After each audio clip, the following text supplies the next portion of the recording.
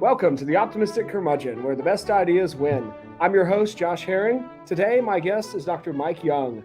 Dr. Young is a lecturer in the Humanities Department at Faulkner University and a leading scholar on hans-georg Gadamer.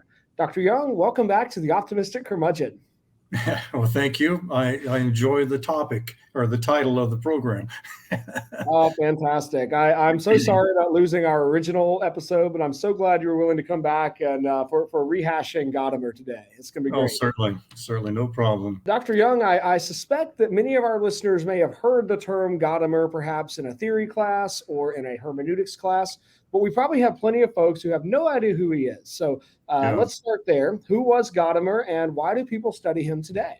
Right. Well, one thing that's interesting about him is he lasted 102 years. He passed away in the year 2002. He was born in 1900.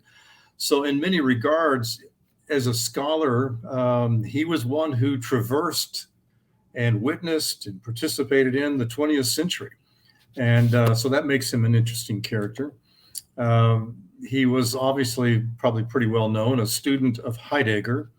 Although Heidegger initially said of Gadamer that he doesn't show much promise as a philosopher. And it wasn't until later that they read Aristotle together that he was impressed with Gadamer's insight and acumen in reading philosophical texts. But Gadamer also said about his own upbringing that he would wish on no child the kind of upbringing he received. His father was in the natural sciences and pharmacology and was quite disappointed when his son chose the humanities. In fact, said, "You're just participating in that twaddle," that non-scientific arena of study that just doesn't amount to anything. And so Gadamer was hinting at that he, in some regards, was in rebellion of, or at least by way of contrast to his own father, very rigid, harsh upbringing. So that was some of the drive perhaps in him.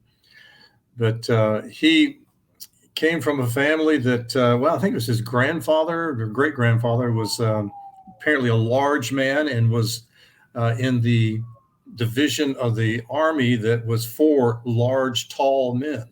And which was interesting. Now, and then they had a big and tall unit in the army. Yes, that's interesting, isn't it? That's amazing. And then afterwards, Gadamer said, "Well, what does one do after serving in the military? Well, you either beat your children or you become a lumberjack or something like that."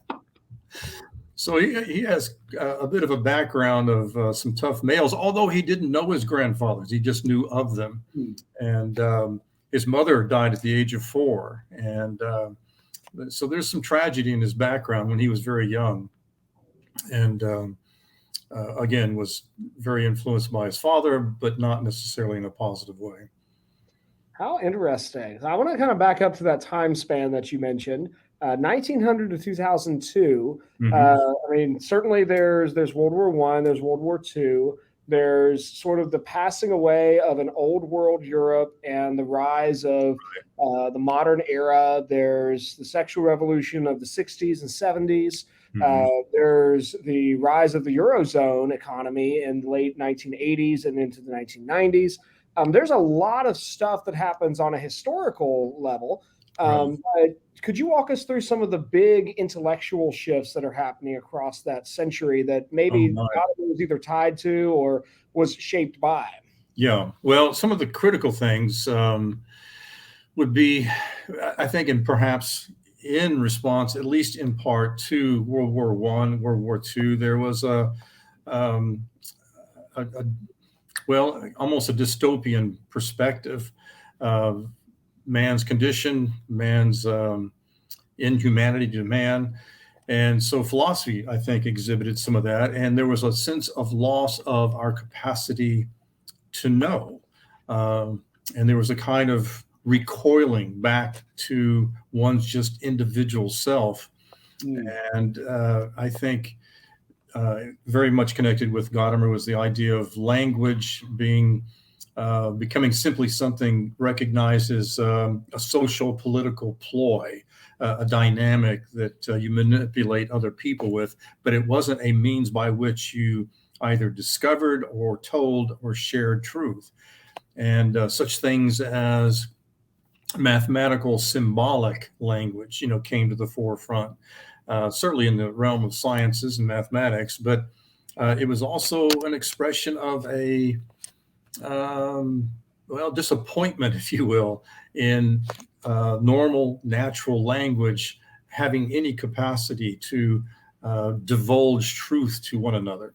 And so there was that kind of swing in reaction to even our linguistic life in the world. And Gadamer counters that, I think, and goes against that.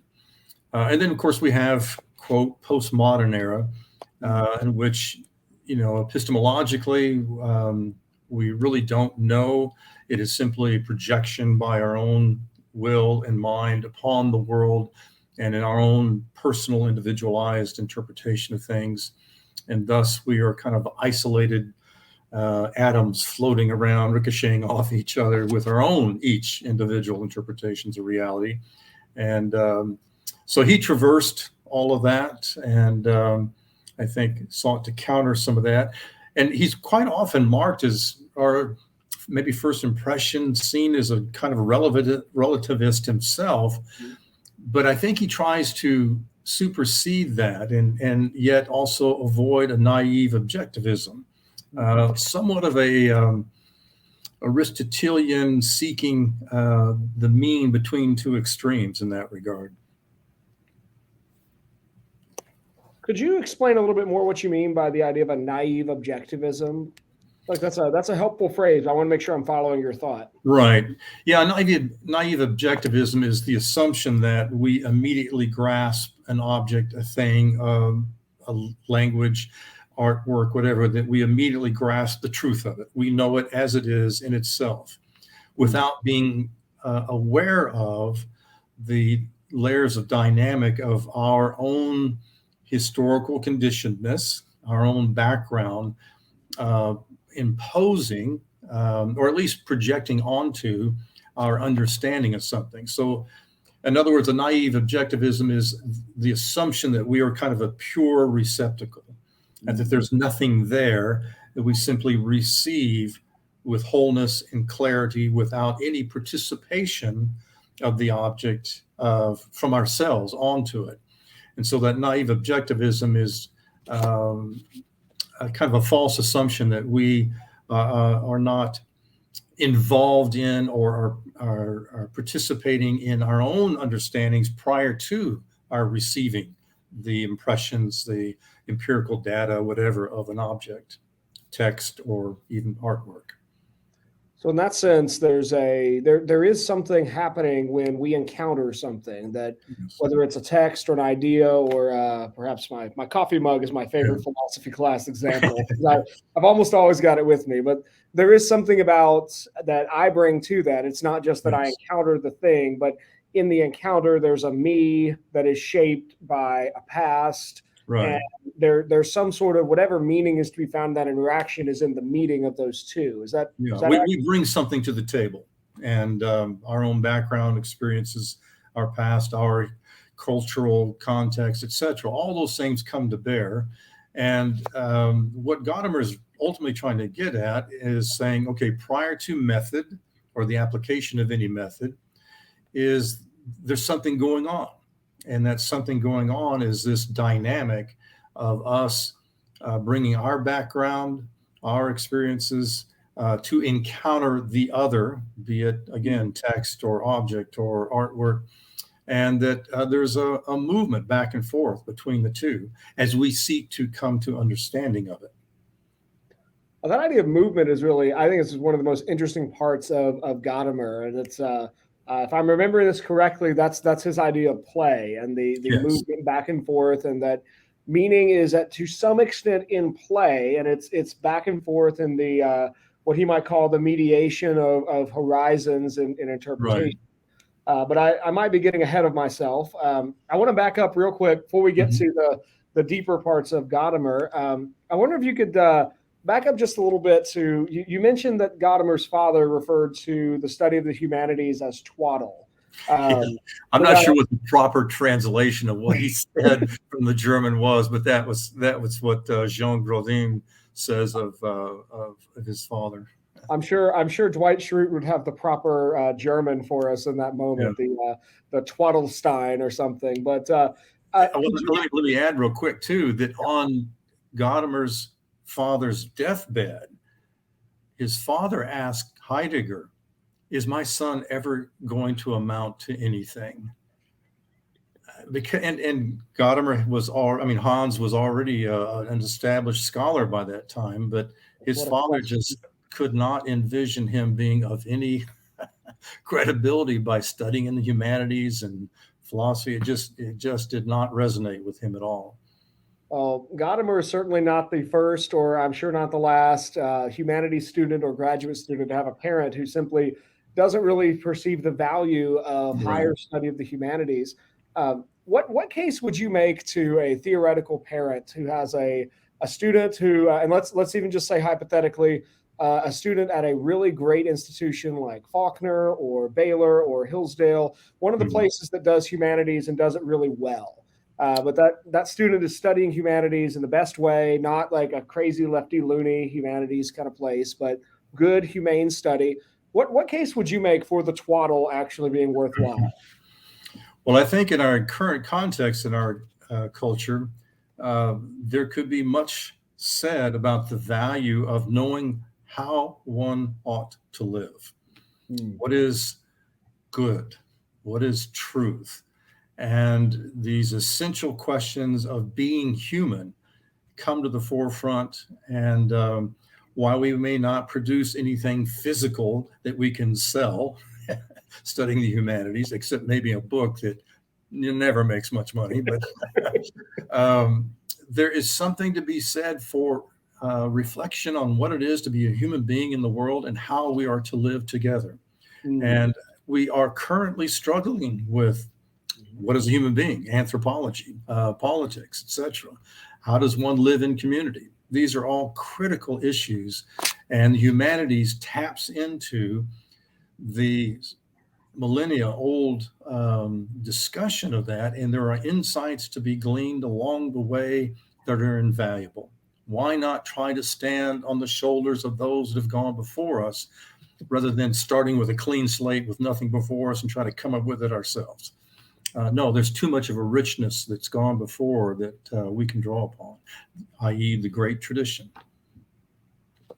So mom and dad, if your child chooses the humanities, they're choosing something good.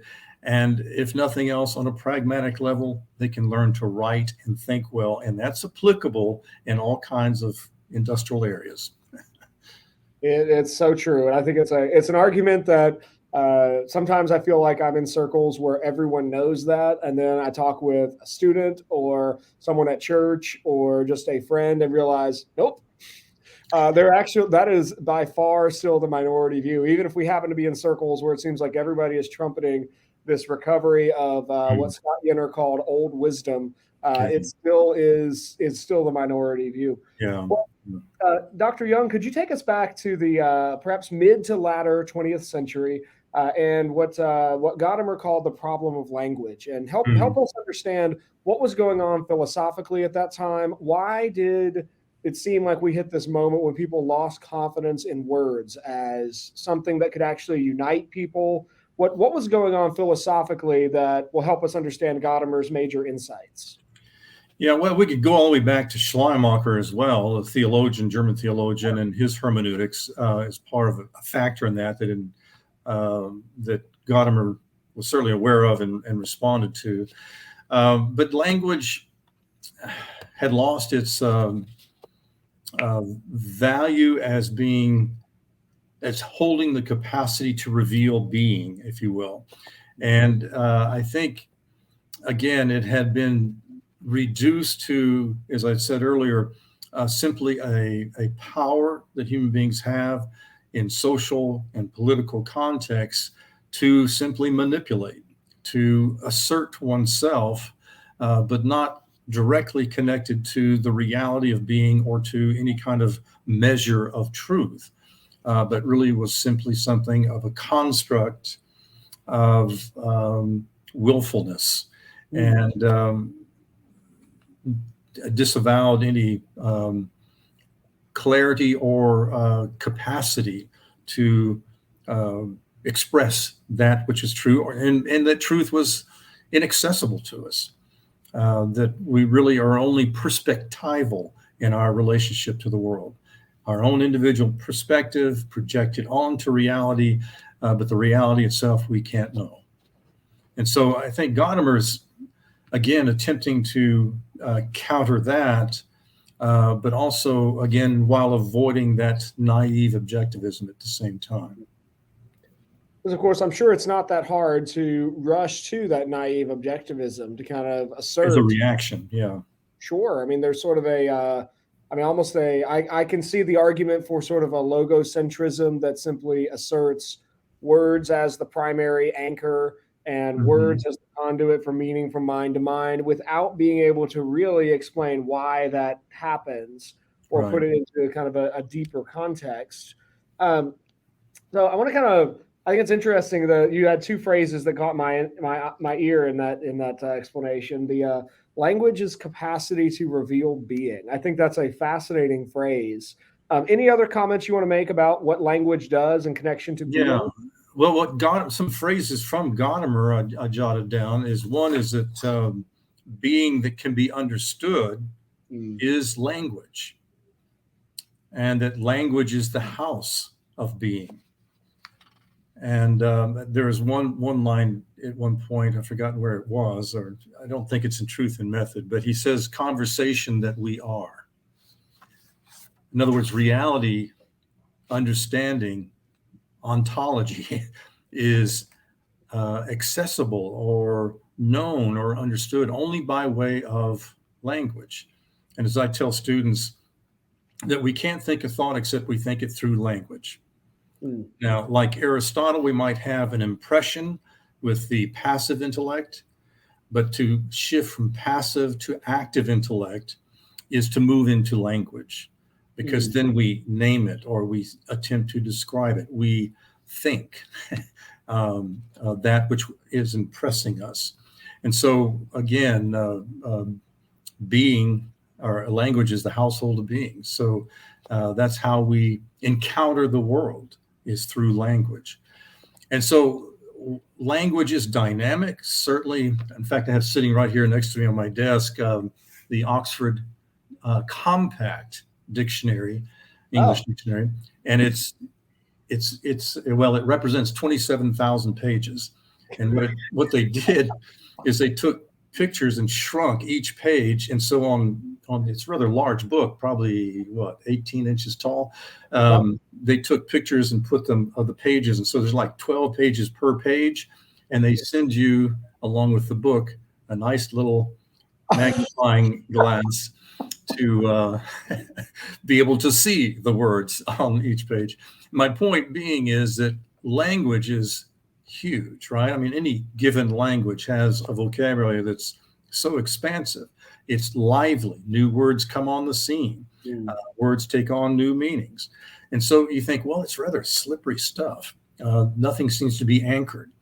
Well, no, it's more of an example of the liveliness of language, is an example of our living in the world, encountering being, and, if you will, seeing it in different times and angles, and adding more language, more understanding of that being. And so, yes, it can be in context. The word can mean this or that. But that seems to me more the liveliness of it rather than the slippery inaccessibility of it. I think that makes a lot of sense. And I'm looking at some of the phrases that you gave us. Language is the house of being. And I'm thinking that through kind of metaphorically, that we have trouble discerning being itself. I know I tried to wade through Heidegger's Being and Time, and I don't know that I understood Heidegger. I think I might have understood my understanding of Heidegger, but I don't think I got to the thing itself there. But we might not be able to perceive being, but we can perceive language. And if so, if language is that vast and complex, that suggests something about just how complex the nature of being itself is, and Yeah. how vast being is, Yes. which sort of at least prompts me to be kind of like amazed. That's really fascinating.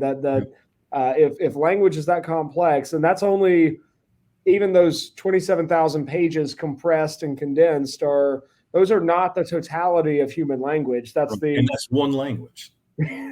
Multiple, various languages have, if you will, different emphases or nuances or tones to it that capture different aspects of being, I think. And I would say this, that it's not that being is inaccessible, is that we only know it. Gadamer emphasizes our finitude, I think, even as Plato does. So we are finite in our capacity to know being, but we can know it through the medium of language in part. And like Plato, Gadamer did his dissertation on Plato. Like Plato, the frustration we have with him and his dialogues ending where they part and walk off and no conclusion is made, Well, that's intentional on Plato's part, because he wants to say, we've made some ground. We've gained some insights here in this dialogue, this dialectic approach, but it's open-ended. There's still yet more questions that can be raised and discussed. We've not attained the totality of justice or beauty or whatever. There's more to be said. There's more to inquire about. And so it's not that we can't obtain knowledge or understanding of being. It's just that it's partial, and that we maintain an openness for further inquiry, which maintains, I think, or should maintain, the sense of wonder of being alive in the world. And I think wonder is one of the primary drives of being philosophical. Plato certainly thought so. I mean, that's that line from the Timaeus, that philosophy begins in wonder.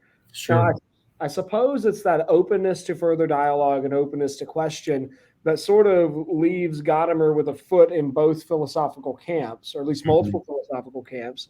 But on the one hand, I read Gadamer and think, wow, he sounds like he's right up there with the most convoluted of critical theorists, and is wrestling with the meaning of subjectivity and divergent experiences. But he also never quite lets go of the fact that there is meaning to be discerned, and it does not entirely come from us, but it's somehow formed in the interaction that we have with whatever the object of study is. Right. There's that, we are participants in the historical movement of dialogue, of conversation, if you will. And we, in our moment, bring to bear our experience, our horizon or range of experience to whatever we're discussing or trying to understand. And we participate in it. And thus it's a lively, not a dead-ended, empirical, objective, dead things, but rather the liveliness of being that we are participating in. Excellent. Well, Dr. Young, you brought up Gadamer's research on Plato, and I know from Truth and Method he has a deep tie to Aristotle. Right. How would you describe his relationship to Plato or Aristotle? Is he an Aristotelian? Is he a Platonist? Is he neither? Like, where would you put him in those kind of camps? Well, he makes one comment that he finds Plato more spiritual than Aristotle. He is he sees Aristotle's logic, the deductive, inductive reasoning, and so forth, and by association, this affects Aquinas as well. He sees that as not comprehensive in our seeking to know and understand.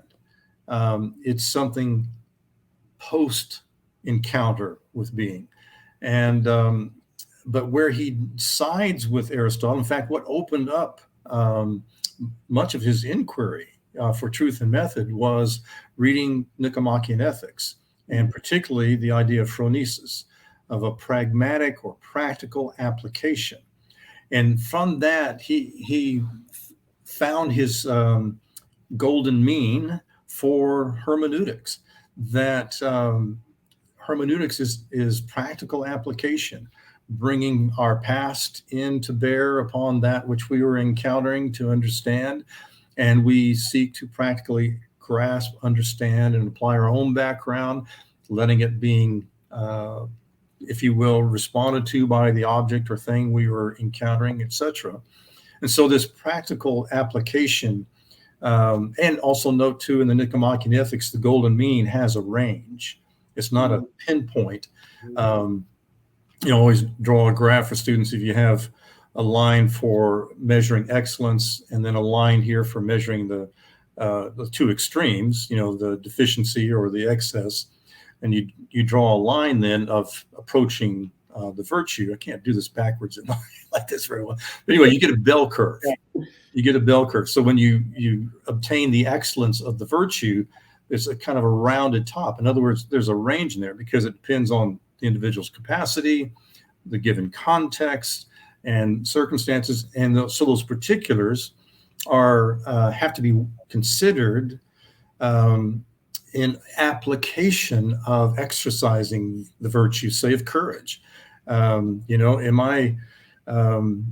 I want to be courageous and help this person in distress being attacked by this 275-pound guy. Well, am I capable of doing that, or how shall I go about that? Those kinds of things. So he sees that then is the means of what, or a doorway into what hermeneutics is doing. It's a practical application of self-reflection, of our own conditionedness, historical conditionedness, and in being open to that which we're encountering, and that play, that toss towards and catch back from the thing we're seeking to understand. And always like the illustration of the idea of play. I don't mean to jump ahead of your questions here, but sure. That's where I was thinking about we should head. Like we're headed towards that kind of vocabulary discussion. Yeah. Yeah, that play. Well, first, the historical conditionedness is just simply that hoop skirt, as my professor used to say. It's that range of our experience, our history, our point in time, and all that. So it's our field of being, and we come and encounter the other hoop experience and range and context of the thing we're seeking to understand. And I think a very accessible illustration is the idea of translation of a sentence from another language. So you're studying Spanish and you recognize the verb and a noun or two in the sentence. And so you project your initial understanding on it. Well, a little side note, in my dissertation, I used the word prejudgment rather than prejudice, which is usually translated. And I think prejudice has too negative a connotation in our own time period. But prejudgment also with the hyphen aids the idea of movement, sequence. Mm-hmm. So we cast our prejudgments onto the sentence, but the sentence pushes back. Mm-hmm. Or if you will, throws back our initial interpretation, because what about the ending of that verb? And what about those annoying little prepositions, And so you have this play of moving back and forth. You take another stab at it. Well, that doesn't quite fully fit because the sentence stands, right? It exists, and it pushes back against our four projections.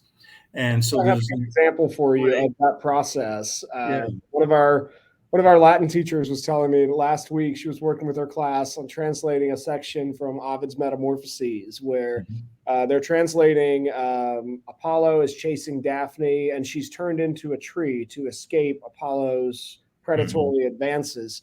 Well, and the Latin literally describes bark covering her breast as she's literally transformed from a woman into a tree. Mm-hmm. Well, the student translates this as her breast began barking. So it came time the teacher's method for the class is to kind of popcorn call on students to translate. And it happened to land on this student, and he offered up his translation with all the confidence that only a high school junior can have. And everyone in the class just looked at him. It was like, no, there is no way. And of course, the sentence did exactly what you said. They have to kind of he had mistranslated a noun as a verb that profoundly misunderstood the meaning of what was going on. Right. And in that play, they came back to a much more accurate understanding of the meaning involved. Right. I thought it was pretty That's funny. excellent illustration. And that's the thing, that the sentence, it stands. It has a reality, and there's a truth in it, and that our fore projections or our prejudgments, whatever, if we are self-reflective at all, we will find out they don't always stand. We have to be open to and to hear again from the sentence. And so that play back and forth until there becomes, well, quote, the fusion of horizons. There's a measure of mutual understanding, that I'm understanding the sentence and the sentence has shown itself to me, and so that it can be of varying degrees, because one can come back to the sentence and detect a nuance that perhaps was missed earlier or whatever. But nevertheless, that's the liveliness of interpretation of hermeneutics, of that practical application, that phronesis. Now, I love that illustration of translation, because that seems to be an obvious place where we're positioned at one point in time and attempting to understand what is meant from a different point in time in a different language. Tell me your thoughts on this. I've thought for a couple of years now that the task of either a history teacher or professor or a literature teacher or professor is really is to do something similar, in that either you're working with a core text that is different and difficult from what the student might encounter on his or her own. And especially in a history class context, you're dealing with a primary source, and that really the task of teaching is in that sense a task of mediation. And it's of trying to help bridge those horizons together and help the student get to the point where they understand the text that they're reading. And so the teacher is to some extent a master of this hermeneutic, and that's let me stop there and see what you think about that much. Is that an accurate application of Gadamer to the task of teaching? Yes, and I might say that one of the things Gadamer does with hermeneutics is he makes it universal, rather than being the field initially of theology and then of law, interpretation, and so forth. He universalizes hermeneutics. In other words, he's saying this occurs in his phenomenological analysis of what's going on in our coming to understanding. This occurs in all of our living and encountering the world. And hence the wide illustrations of everything from art to language to history. And so, yes, history is a mediation of two worlds, if you will. But one of the critical things, too, that Gadamer is saying, that our historical conditionedness is not a liability. It is that which enables us to come to understanding of the other. That we have had some experience, we have lived some life, we have some understandings of our own context and so forth. That enables us to be open to the other and to learn of its historical context and setting and so forth.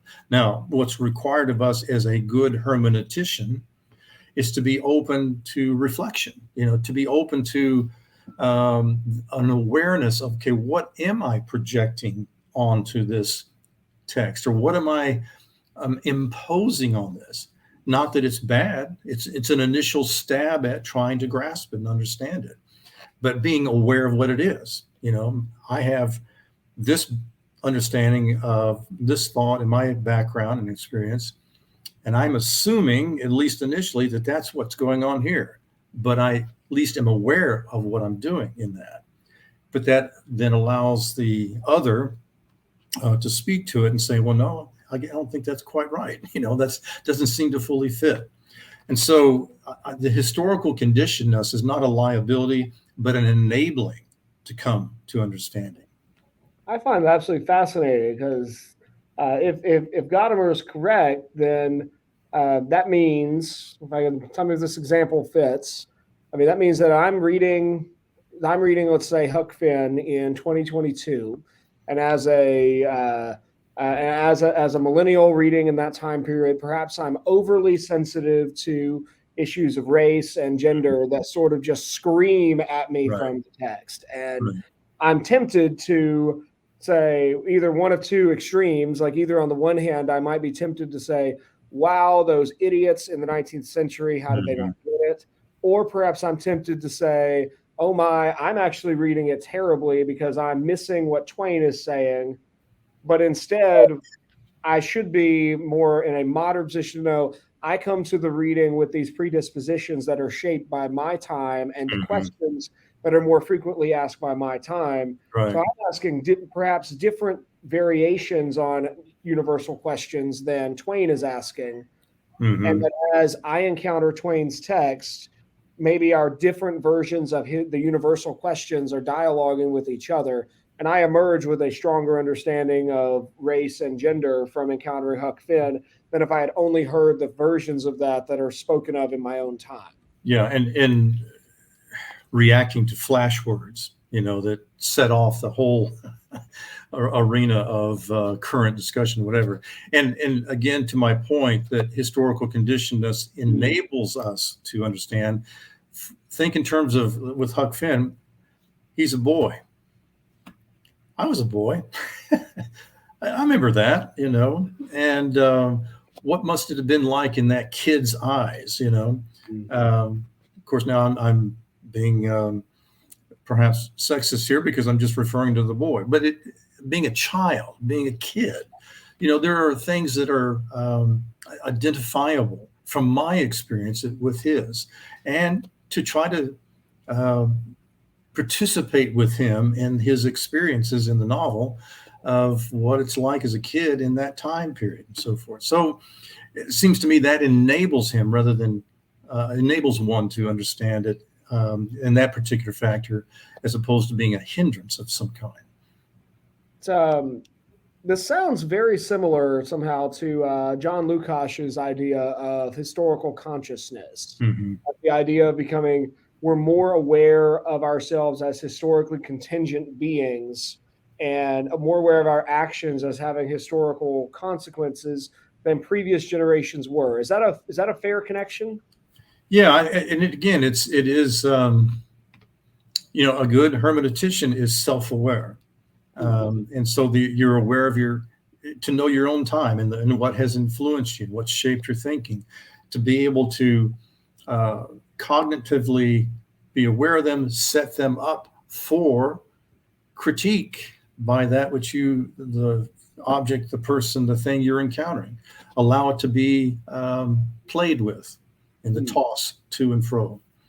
I've encountered Gadamer really in two places where first was at Southeastern Seminary, where he was withheld with the other dangerous German thinkers for the doctoral students. And the other was at Faulkner, where I was a doctoral student in the scholarly inquiry class. We had to read his Truth and Method. Typically, when I bring up Gadamer, I enjoy Gadamer. I still don't know that I really understand him, but I really enjoy thinking about the thoughts he's thinking. People tend to groan or hit their head or pretend that they have a headache or just mention that they were very confused.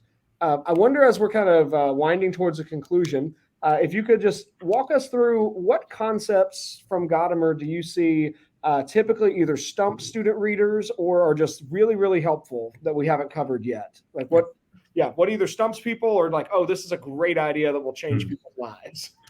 Well, to begin with, I sympathize with the moaning and groaning, and there's a legitimate reason for that. When Gadamer was a doctoral student, his fellow students would say anytime they encountered a very convoluted, difficult sentence or paragraph, they referred to it as a gad. Because apparently Gadamer and his conversation, his dialogue, and his writing could be very, very difficult to understand. And there is certainly some of that in Truth and Method. Complex sentences and abstract thoughts, for sure. I think one of the values of Gadamer, one is, as mentioned already, that he universalizes hermeneutics. In other words, he expands what is going on as any of us encounter the world. We are always interpreting We're seeking understanding, but to do so is to interpret, which involves hermeneutics. But it's not, well, his book's title, his magnum opus of Truth and Method, belies the assertion that, well, prior to any method, this is what's going on. But he says this is what's going on by using phenomenological analysis, which is a method. So there's a bit of a fudge there. But he's saying, okay, just observe what happens in one's mind as you encounter the other to understand it. And so he is broadening the field of hermeneutical analysis or sensitivity to the fact that we interpret things. Just like looking out the window, I cast an interpretation. It's something familiar, perhaps. But in his analysis, I think what's really valuable is he does, I think, like kind of an Aristotelian golden mean, he swims the middle ground between two extremes. He avoids the relativism, though sometimes he's accused of such, because he does say language can reveal being. But he avoids the other extreme of kind of a naive objectivism, as mentioned, that we know fully, we know completely, and boom, you can set it on the shelf and it's done. No, there's a movement and a continuation, much more akin to Platonic dialogues of being open-ended, ground gained, but further insight to be made. And so I think just that structure is helpful. Plus, it should give us it should have the potential in affecting us of being very sensitive, self-aware as we seek to understand the other, being aware of what we bring to bear. Now, one can argue that you never fully know yourself entirely. True. Well, that's, again, that open-endedness of continued growth and development, of being more aware of what I tend to project from my background onto that which I'm seeking to understand, and allow it to be affected by the historical affected consciousness of the other, and hence that movement in play. So Gadamer is helpful in terms of, but first of all, probably stretching the mind, but then also in considering the complexities of interpretation and of really encountering others. So in a way, I suppose it would be fair to say that Gadamer helps his readers become better people because they become more attuned to what does it take to encounter another person. Yeah, well, and that's an interesting point. I think was it 1981 when there was the big showdown between Jacques Derrida and Gadamer. And 44 minutes into a podcast without bringing up Derrida. Well, what was interesting about that quote encounter, everybody was kind of anticipating this big, not battle, but thought of ideas that were quite at odds with each other. And what actually occurred, Derrida just went off another track, just parallel world, if you will. And Gadamer's thought about that event and that really non-conversation, non-dialogue, he says, well, one must assume that conversation or dialogue or hermeneutics requires a good will.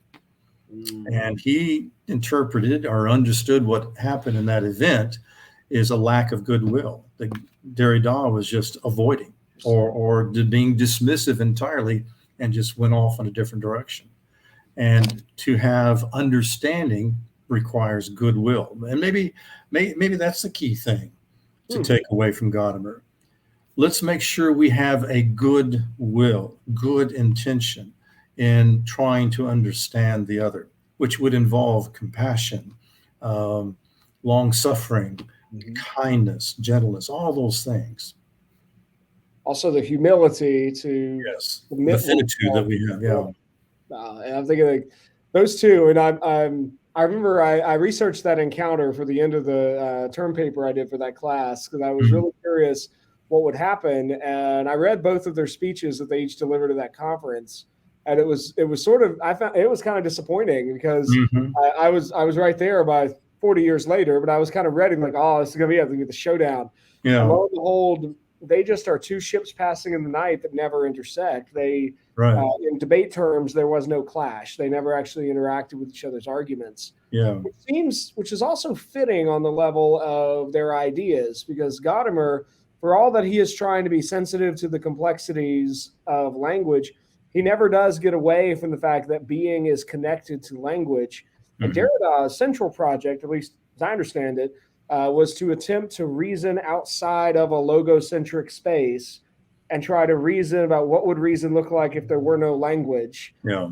And so in one sense, they also don't have, I think one other piece that's necessary in addition to that goodwill is also some level of commonality. Yes. And they had no common ground intellectually on which to stand upon. Yeah, no, very good. And it was a demonstration of that lack of commonality. Yeah. Well, Dr. Young, we've gone around the horn in very helpful ways. I so appreciate your scholarship and your kindness to join me for a conversation about Gadamer. Just in case we've intrigued any listeners and they're now like raring to go and they want to read more Gadamer, where would you encourage people to start with encountering Gadamer? Well, his one essay, maybe a good starting point would be The Relevancy of the Beautiful. I believe that's the actual title, or it's close to that. I thought I had it jotted down here somewhere. The Relevance of the Beautiful, or something like that. And then a good commentary on Truth and Method that it makes it a little bit more accessible. Maybe not entirely, but a little bit more. Is let's see if you can see that. It's Joel Weinsheimer's Gadamer's Hermeneutics. So a commentary on Truth and Method. And then David Lynch's collection of essays from Gadamer. And so those make more bite-sized pieces of Gadamer's thought. And then you can read the biography too, is really kind of helpful, by Jean Grodin on Gadamer's life. Well, he definitely, I find him a fascinating figure, and there's not that many people who were engaged in the academy across that very tumultuous century. But the fact that he was kind of right there with Heidegger and Hannah Arendt, if I remember correctly, yes. It just is absolutely fascinating. Yeah. Well, Dr. Young, thank you so much for joining us today on The Optimistic Curmudgeon. It's been a pleasure hosting you. Well, thank you very much. I'm honored to be a part of it and to discuss Gadamer with you. Well, thank you, listeners, for joining us for this episode of The Optimistic Curmudgeon. My guest today has been Dr. Mike Young. If you like this episode, please leave us a 5-star review and share the episode with a friend. Until next time, seek the true, pursue the good, and love the beautiful. You've been listening to another episode of The Optimistic Curmudgeon, where the best ideas win. I'm your host, Josh Herring. The Optimistic Curmudgeon is a project of Thales Press. If you enjoyed this episode, please give us a 5-star review and share it with your friends. You can find us on 3 major social media platforms. Search for The Optimistic Curmudgeon on Facebook and LinkedIn, and find us on Twitter at the handle @TheOptimisticC3. This episode was edited and produced by Madison Kay, audio engineer for The Optimistic Curmudgeon. Until next time, seek the good, pursue the true, and love the beautiful.